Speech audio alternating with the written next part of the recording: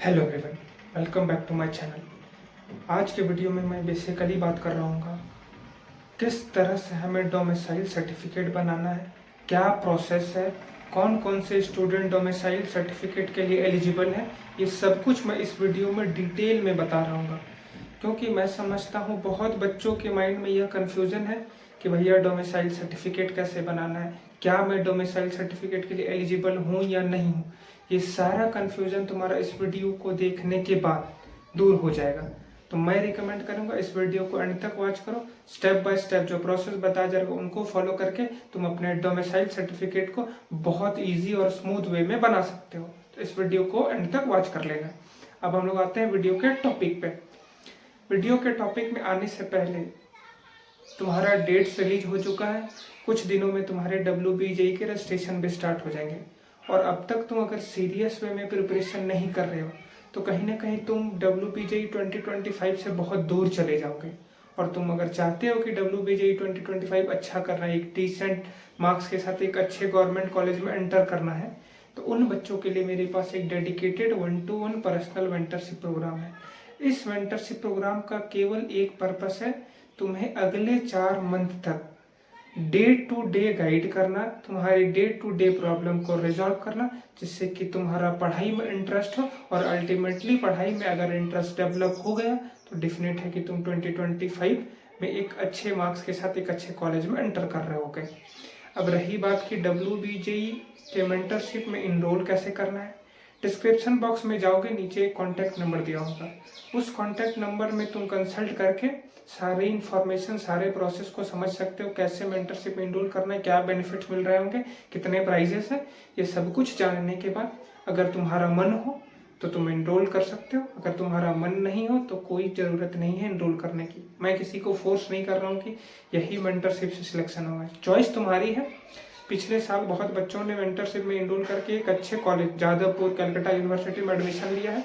तुम्हें भी मन हो, अगर तुम्हें यह है कि नहीं मुझे अच्छा करना है 2025 में, कर सकते हो। बट मेरे साइड से कभी भी फोर्स नहीं रहता है किसी स्टूडेंट को। You are free to choose. मन होगा तो ज्वाइन करना, नहीं मन होगा तो कोई दिक्कत नहीं, वीडियो को देखते रहना है। अब हम लोग आते हैं अपने वीडियो के टॉपिक पे। तो सबसे पहले समझते हैं कि डोमिसाइल सर्टिफिकेट होता क्या है। जस्ट लाइक अ caste certificate, domicile certificate WBJE के एग्जाम में एक टाइप का रिजर्वेशन सीख करने का एक सर्टिफिकेट है। जैसे तुम देखोगे कि जेई मेंस में अगर कास्ट सर्टिफिकेट तुम्हारे पास SC ST OBC के सर्टिफिकेट्स होते हैं कास्ट के, तो तुम्हें रिजर्वेशन मिलता है, तुम्हारे लिए कट ऑफ कम हो जाते हैं। सेम डोमिसाइल सर्टिफिकेट के साथ भी होता है वेस्ट बंगाल में। अगर किसी स्टूडेंट के पास वेस्ट बंगाल का डोमिसाइल है तो उसे स्टेट कोटा के अंदर रिजर्वेशन मिलता है, और उस रिजर्वेशन के बेसिस पे वो एक अच्छे कॉलेज में पहुंच सकता है। उससे कॉलेज में जाने के लिए as comparison to general student, outsider student, उससे कम मार्क्स लाना होता है। तो डोमिसाइल सर्टिफिकेट बेसिकली एक फॉर्म ऑफ रिजर्वेशन प्रोवाइड करता है उन स्टूडेंट को जो बच्चे वेस्ट बंगाल के रेसिडेंट हैं। जो बच्चे वेस्ट बंगाल में रहते हैं वही बच्चे WBJE में डोमिसाइल सर्टिफिकेट को अप्लाई कर सकते हैं। आउटसाइडर के लिए ये सर्टिफिकेट बिल्कुल एप्लीकेबल नहीं है, तो हम डोमिसाइल सर्टिफिकेट नहीं बना सकते। यह क्लियर हो गया। तो बेसिकली यही था डोमिसाइल सर्टिफिकेट। अब हम लोग समझते हैं कि कौन कौन से स्टूडेंट एलिजिबल होते हैं डोमिसाइल सर्टिफिकेट बनाने के लिए। तो WBJE के इंफॉर्मेशन बुलेटिन पेज में बेसिकली 3 एलिजिबिलिटी क्राइटेरिया दे रखी है। उसे मैं तुम्हें 1 बाय 1 समझाने की कोशिश कर रहा हूँ। पहला, अगर कोई स्टूडेंट वेस्ट बंगाल में ही बॉर्न हुआ है, अगर किसी स्टूडेंट का जन्म वेस्ट बंगाल में ही हुआ है तो वो डोमिसाइल सर्टिफिकेट के लिए एप्लीकेबल है, वो डोमिसाइल सर्टिफिकेट बना सकता है। सेकंड, अगर कोई स्टूडेंट पिछले 10 सालों से वेस्ट बंगाल में रिसाइड कर रहा है, पिछले 10 सालों से अगर वो वेस्ट बंगाल की धरती में रह रहा है, तो भी वो स्टूडेंट डोमिसाइल सर्टिफिकेट के लिए एलिजिबल है। अब यहाँ पे सेकंड पॉइंट में बहुत ज़्यादा कन्फ्यूजन आएगा, क्योंकि बहुत ऐसे भी स्टूडेंट होंगे जो वेस्ट बंगाल में जिनका परमानेंट घर नहीं होगा, वो रेंट पे रह रहे होंगे। तो अगर रेंट में भी तुम पिछले 10 सालों से वेस्ट बंगाल में ही रह रहे हो तो भी तुम डोमिसाइल सर्टिफिकेट के लिए एलिजिबल हो। ये बातें समझ में आ गई। ये नहीं कि तुम्हारा वहाँ परमानेंट एड्रेस होना ही चाहिए, पिछले 10 सालों से अगर हो तो भी तुम डोमिसाइल सर्टिफिकेट के लिए अप्लाई कर सकते हो। थर्ड कंडीशन है कि अगर तुम्हारे पेरेंट्स का परमानेंट एड्रेस वेस्ट बंगाल है, रेसिडेंशियल एड्रेस नहीं, मैं बोल रहा हूँ परमानेंट एड्रेस, शुरू से तुम लोग वेस्ट बंगाल में ही रह रहे हो, तो भी तुम वेस्ट बंगाल में डोमिसाइल सर्टिफिकेट के लिए एलिजिबल हो। तो बेसिकली यही 3 क्राइटेरिया है डोमिसाइल सर्टिफिकेट के लिए। मैं दोबारा से एक बार रिकैप कर देता हूँ। अगर तुम बॉर्न एंड बॉटअप अगर वेस्ट बंगाल के हो, अगर तुम्हारा जन्म वेस्ट बंगाल की धरती में हुआ है, तो भी तुम डोमिसाइल सर्टिफिकेट के लिए एलिजिबल हो। अगर तुम पिछले 10 सालों से वेस्ट बंगाल की धरती में रह रहे हो, तो भी तुम डोमिसाइल सर्टिफिकेट के लिए एलिजिबल हो, तुम अप्लाई कर सकते हो डोमिसाइल सर्टिफिकेट के लिए। थर्ड कंडीशन, अगर तुम्हारे पेरेंट्स का permanent address not residential address, अगर परमानेंट एड्रेस तुम्हारे पेरेंट्स का वेस्ट बंगाल है, तो भी तुम डोमिसाइल सर्टिफिकेट के लिए एलिजिबल हो। तो बेसिकली यही 3 एलिजिबिलिटी क्राइटेरिया है फॉर डोमिसाइल सर्टिफिकेट। अब हम लोग समझते हैं कि क्या क्या डॉक्यूमेंट रिक्वायर्ड होते हैं eight a time of applying for domicile certificate. Domicile certificate apply करने के लिए वह कौन कौन से डॉक्यूमेंट हमारे पास होने चाहिए जिससे कि हमारा डोमिसाइल सर्टिफिकेट इजीली बन जाए। तो सबसे पहला डॉक्यूमेंट है तुम्हारा क्लास 10th का एडमिट कार्ड या तुम्हारा डेट ऑफ बर्थ का सर्टिफिकेट। बर्थ सर्टिफिकेट बोल लो या क्लास 10th का एडमिट कार्ड। अगर ये तुम्हारे पास दोनों है तो तुम फर्स्ट कैटेगरी के अंदर, पहला कैटेगरी क्या था, अगर तुम born and brought up West Bengal में हो तो उस कैटेगरी के अंदर तुम्हें क्या डॉक्यूमेंट देना रहता है, क्लास 10th का एडमिट कार्ड या तो बर्थ सर्टिफिकेट। तो तुम्हारा वेस्ट बंगाल का डोमिसाइल इजिली बन जाएगा। सेकेंड है हमारा वोटर कार्ड, आधार कार्ड, पासपोर्ट, इलेक्ट्रिसिटी बिल। ये तीनों में से अगर कोई एक है तुम्हारे पास तो तुम सेकंड कैटेगरी, जो था हमारा, जो बच्चे पिछले 10 सालों से वेस्ट बंगाल में रह रहे हैं, उस सेकंड कैटेगरी के अंदर हमें क्या क्या डॉक्यूमेंट देने रहते हैं, वोटर कार्ड, राशन कार्ड, आधार कार्ड, इलेक्ट्रिसिटी बिल। ये 4 में से कोई एक तुम्हें देना है, ये चारों तुम्हें नहीं देना है। तो सेकंड कैटेगरी के अंदर तुम वेस्ट बंगाल के डोमिसाइल सर्टिफिकेट को अप्लाई कर सकते हो। और थर्ड है तुम्हारा रेसिडेंशियल प्रूफ, परमानेंट एड्रेस। जैसे अगर तुम वेस्ट बंगाल में तुम्हारे पेरेंट्स परमानेंटली रह रहे हैं तो एक रेसिडेंशियल सर्टिफिकेट बनता है जो यह बताता है कि ये पर्टिकुलर इंसान वेस्ट बंगाल में पिछले 10 साल 20 सालों से रह रहा है। वह सर्टिफिकेट तुम्हें प्रोड्यूस करना पड़ेगा अगर तुम्हें डोमिसाइल सर्टिफिकेट बनाना है अंडर कैटेगरी 3। और कैटेगरी 3 क्या था कि कोई भी स्टूडेंट के पेरेंट्स अगर जिनका परमानेंट एड्रेस वेस्ट बंगाल है तो उनको क्या चाहिए, रेसिडेंशियल प्रूफ। अगर रेसिडेंशियल प्रूफ तुम सबमिट करते हो तो तुम वेस्ट बंगाल में डोमिसाइल सर्टिफिकेट अप्लाई कर सकते हो।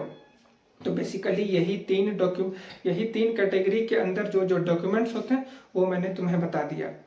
अब कैसे अप्लाई करें, कौन सी अथॉरिटी से हमें डोमिसाइल सर्टिफिकेट इशू करवाना है, ये मैं तुम्हें बताता हूँ।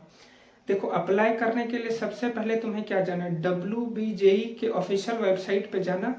वहाँ पे एक इंफॉर्मेशन बुलेटिन होगा, उस इंफॉर्मेशन बुलेटिन में जाके एक PDF तुम्हें मिल रहा होगा, उस PDF में देखना, वहाँ पे डोमिसाइल सर्टिफिकेट का फॉर्मेट दिया होगा। वहाँ पे 3 फॉर्मेट दिया हुआ है, उस 3 में से जिस तुम 1 2 3 कैटेगरी में लाइक करते हो उस कैटेगरी का फॉर्मेट को प्रिंट करा लेना।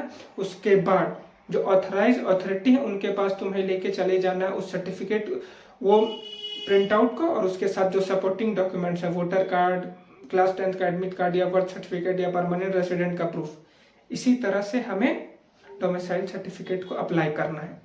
अब वह कौन से अथॉरिटी के पास हमें वो PDF के साथ साथ सपोर्टिव डॉक्यूमेंट लेके जाने हैं, तो वो बहुत सारे अथॉरिटी हैं। तुम DM के पास चले जा सकते हो, DM डिस्ट्रिक्ट मजिस्ट्रेट जिसे तुम IAS बोलते हो, DM के पास चले जा सकते हो, ADM के पास चले जा सकते हो, BDO के पास चले जा सकते हो। BDO के पास वही बच्चे जाएंगे जो रूरल एरिया में रह रहे हैं, जो विलेज के अराउंड रहते हैं, उनके लिए BDO तुम्हारा इशू करेगा डोमिसाइल सर्टिफिकेट, ना कि DM ना कि ADM। और थर्ड है तुम्हारा म्युनिसिपल कॉर्पोरेशन हेड के पास। म्युनिसिपल कॉर्पोरेशन में वो बच्चे जाएंगे जो अर्बन एरिया में रहते हैं, तो म्युनिसिपल कॉर्पोरेशन से भी इशू करा सकते हो, DM से भी इशू करा सकते हो, ADM से भी करा सकते हो अगर तुम अर्बन एरिया में रह रहे हो। बट अगर रूरल एरिया में रह रहे हो, अगर गांव या विलेज के अराउंड कहीं रह रहे हो, तो तुम्हें अपने नियरेस्ट BDO के पास जाना है। BDO तुम्हारा डोमिसाइल सर्टिफिकेट में स्टाम्प देगा और सिग्नेचर करेगा, और वही तुम्हारा इशूइंग अथॉरिटी रहेगा डोमिसाइल सर्टिफिकेट का। तो यह हमें क्लियर होगा कि किस अथॉरिटी के पास हमें जाके अपने डोमिसाइल सर्टिफिकेट को इशू कराना है। DM, ADM, BDO municipal corporation, head of the municipal corporation, इनके पास तुम जा सकते हो। यही तुम्हारे डोमिसाइल सर्टिफिकेट को इशू करेंगे। तो इस वीडियो में मैंने तुम्हें बताया कौन कौन से स्टूडेंट एलिजिबल हैं डोमिसाइल के लिए, क्या क्राइटेरिया है, कैसे अप्लाई करना है, किस अथॉरिटी के पास हमें जाना है, और लास्ट डोमिसाइल सर्टिफिकेट का यूज़ कहाँ आएगा। डोमिसाइल सर्टिफिकेट का तुम्हारा यूज़ WBJE के रजिस्ट्रेशन के टाइम पे नहीं आएगा। बहुत बच्चों का यह कन्फ्यूजन रहता है कि भैया क्या डोमिसाइल सर्टिफिकेट मुझे eight a time of registration produce करना है। नहीं, eight a time of counselling तुम्हें डोमिसाइल सर्टिफिकेट को प्रोड्यूस करना है, not at a time of registration. यह बातें समझ में आ गई।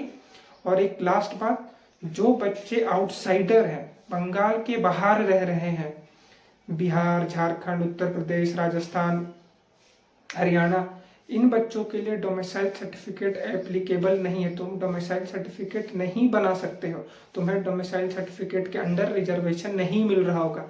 ये उन्हीं स्टूडेंट के लिए है जो वेस्ट बंगाल में रिसाइड करते हैं, जिनका किसी तरह से वेस्ट बंगाल का परमानेंट रेसिडेंस हो, या पिछले 10 सालों से रह रहे हैं, या तो उनका वहाँ पे बर्थ हुआ हो। यही 3 कैटेगरी के अंदर जो स्टूडेंट लाई करते हैं वही डोमिसाइल सर्टिफिकेट को अप्लाई कर सकते हैं, और वही स्टूडेंट को डोमिसाइल सर्टिफिकेट से मिलने वाले बेनिफिट्स का लाभ मिल रहा होगा।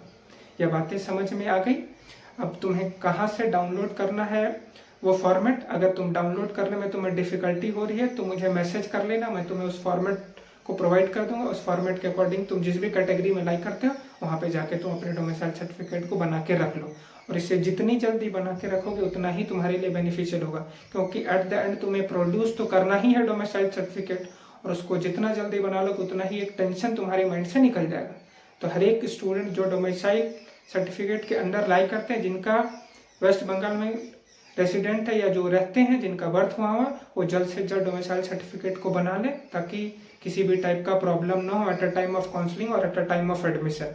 ये बातें समझ में आएगी। किसी भी टाइप का प्रॉब्लम होगा, कोई भी क्वेश्चन होगा तुम्हारा डोमिसाइल से रिलेटेड, कमेंट सेक्शन में पूछ सकते हो, मैं इमीडिएट रिस्पॉन्स देने की कोशिश कर रहा हूँ। और अगर ये वीडियो अच्छा लगा तो चैनल को लाइक, शेयर और सब्सक्राइब जरूर करना। धन्यवाद।